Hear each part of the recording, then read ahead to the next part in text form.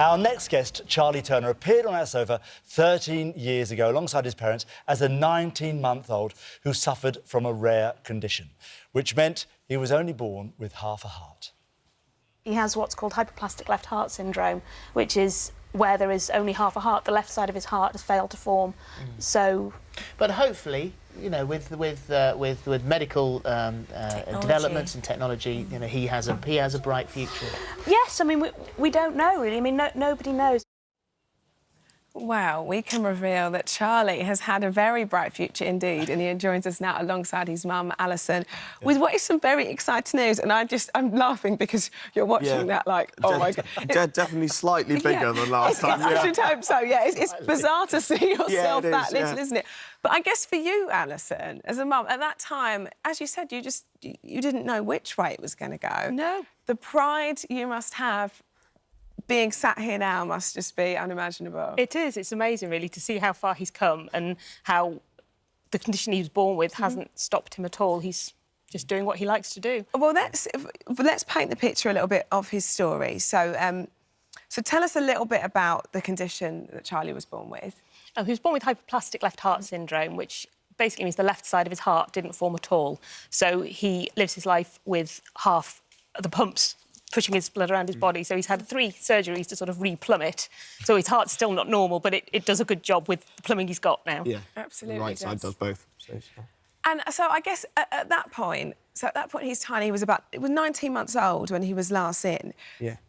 Getting to this point now, I mean, what did they tell you at that point was kind of the foreseeable future for you? They just didn't know, or no? I mean, when Charlie was born, we were given a 50-50 chance of him making it to school age. So we just hoped we'd get that far, and then all we ever hoped was that he'd manage enough to be average, to blend in. But obviously he doesn't want to blend in. So well, he went and blown that theory. Yes. You look so... I mean, seeing you on the screen there, when you've just a wee one, you look so bonny and you're darting about. Was he always really active as a wee one, and did it stop him at all? It did before his 3rd surgery. It did. He used to get quite blue and quite breathless. Then he had his last major surgery when he was 6.5, and that made a big difference, didn't it? Because it was noticeable how different it was after that surgery, just because the oxygen levels were up and everything was a lot more. It was just... it was noticeably different. Yeah, and I guess, as I was reading this morning, it affected things with, like you playing with other children. Yeah. And, I mean, and then that's completely all changed after the until I was 6.5, I had one of the sort of big sort of McLaren buggy things, and then I didn't need it afterwards. It was that type of thing, just because I had so much more sort of energy, and you know, completely it was life brilliant. Yeah, it was. So then fast forward your passion for theatre. Yeah. So when did that first come into play? So I remember listening to Les Miserables when I was really little, and sort of when I was sort of 4, and really sort of completely loving it. Yeah. So How did you find that, Mum? Yeah. Bring him home.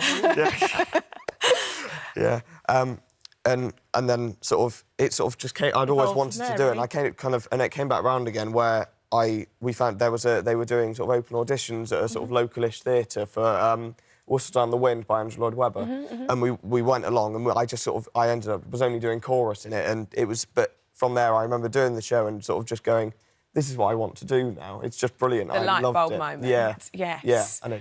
Well, I mean, it's ever so exciting for you now. So now tonight you're actually going to perform, and it's in Wales, is it? What theatre is it? Yeah, Newport. It's Dolman Theatre in Newport. So you're playing the lead role in Dr Dolittle. Yeah.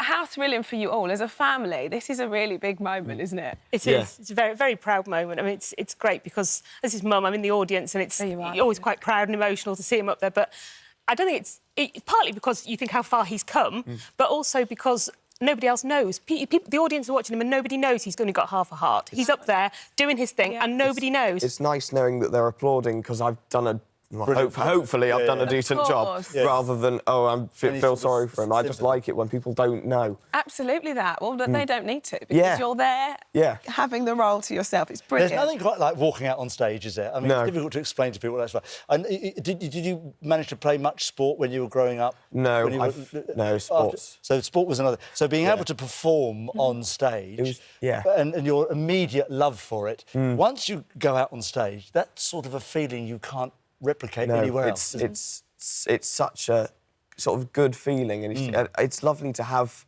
an impact on people, to make them laugh, to make them feel scared, to make them, you know, it's to have some sort of, you know, emotional impact on someone is such a sort of powerful And as you say, without them having any sense of sort of, or any knowledge know of your your story, story, do they? so you don't feel there's no. It's just genuinely you enjoying the being performance. amazing. What I love is the connection. I was saying in the break, the connection that you seem to have had with this show. Obviously, you appeared on the show when you were 19 years old. You're now about to play tonight as your debut performance as Dr. Dolittle.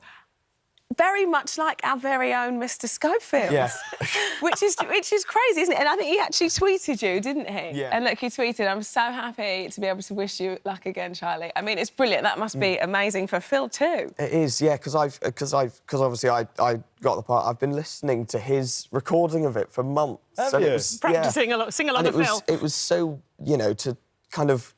It's come back round again, and then to have a tweet from him saying good luck. Bear in mind how long I'd sort of been listening to him do it. He would just love amazing. How are you doing with the singing? He would love to. How are hear you doing that. with the singing? Good. With yeah. the No, I like breath control. Does it affect you at all? Have you found? No, not at all. I think it's helped, doesn't it? I think breath control has probably helped him as well, I think, yeah. Yeah, no, nothing stops, nothing heart-related stops me doing anything. You know, even dancing and stuff is fine. It's more the fact that I don't have any coordination at all. But it's...